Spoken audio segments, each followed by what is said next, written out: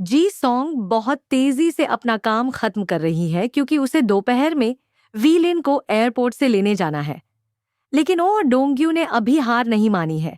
वो एक सैलून में जाकर नया हेयर कट लेता है, नया सूट खरीदता है और पूरी तरह मेकओवर करवाता है ताकि जी सॉन्ग को इम्प्रेस कर सके। बेचारी जी सॉन्ग को बड़ा झटका लगता है जब उसे वेई लिन का फोन आता है। वो अब तक घर पर ही है। वो बताता है कि उसकी माँ बीमार पड़ गई है, इसलिए उनकी साउथ कोरिया की ट्रिप कैंसिल हो गई। और तो और उसने जो पैसे थे उनसे अपने लिए एक जोड़ी जूते खरीद लिए, बजाय इसके कि जी सॉन्ग से मिलने साउथ कोरिया चला आता।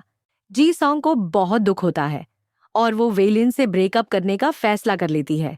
वह बहुत दुखी होकर रोड के किनारे रो रही होती है। तभी वेलिन की माँ के लिए लिया हुआ स्कार्फ उड़ जाता है और अचानक आने वाली गाड़ियों के बीच जाने ही वाली होती है कि डोंग्यू उसे बचा लेता है।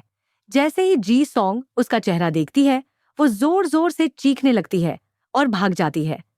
उधर दाहाय और जी वू का रिश्ता अच्छा चल रहा है, लेकिन दाहाय को बार बार डर लगता है कि कहीं कोई उन्हें साथ न देख ले। एक दिन डा ही उन्हें साथ गाड़ी में जाते देख लेती है। ऑफिस में सब लोग डोंग्यू के नए लुक को देखकर हैरान रह जाते हैं। मार्केटिंग टीम की मीटिंग में दाहाय एक नया आइडिया देती है, पर्सनलाइज्ड स्नैक बॉक्स का। ये आइडिया सबको पसंद आता है। फिर हम देखते हैं कि डाहे ने जी वू के लिए एक कार्ड और कुकीज का बॉक्स तैयार किया है। वो उसे उसके ऑफिस की टेबल पर रख देती है, लेकिन जाने से पहले जी वू और मैनेजर को अंदर आ जाते हैं और वे टेबल के नीचे छिप जाती है। जी वो मैनेजर का ध्यान हटाने की कोशिश करता है ताकि दाहे भाग सके। उसी वक्त डा ही भी वहां पहुंचती है।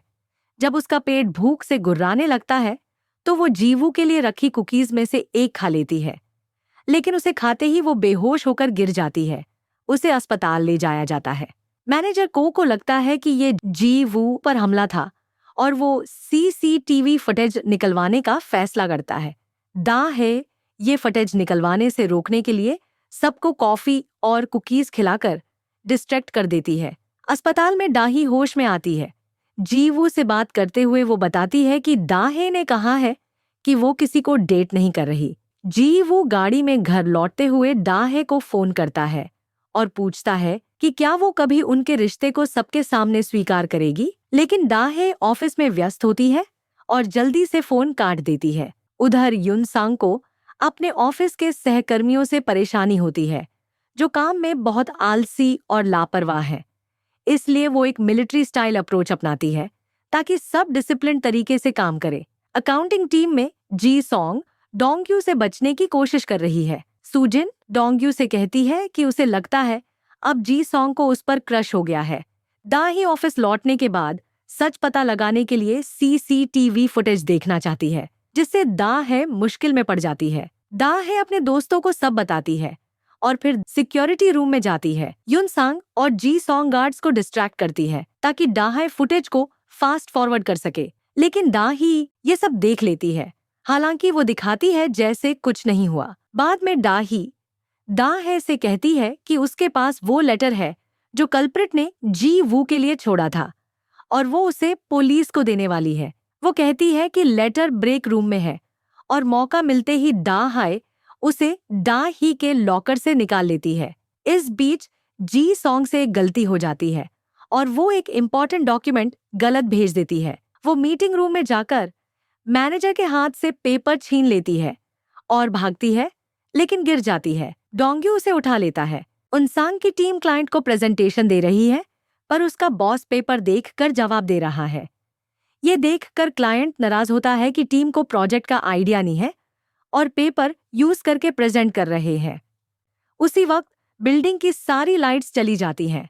दूसरी तरफ डहाई जब ऑफिस से बाहर निकल रही होती है तो रिवॉल्विंग डोर्स में फंस जाती है और संयोग से जीवू भी वहीं फंस जाता है। वो बताती है कि उसे लेटर मिल गया, लेकिन एनवलप खाली है। तभी जीवू बताता है कि उसके पास असली लेटर है। उसने उसे डस्टबिन से निकाल लिया क्योंकि वो उसके लिए बहुत कीमती है। जीवू एक बार फिर दाहाई से अपने फीलिंग्स का इजहार करता है और दाहाई भी मान जाती है। वो कहती है कि अब वो अपने प्यार को छिपाएगी नहीं। इधर जी सॉन्ग डोंग्यू से कहती है कि वो परेशान है क्योंकि उसे अब हैंडसम लड़कों को देखकर बटरफ्लाइज महसूस नहीं होती।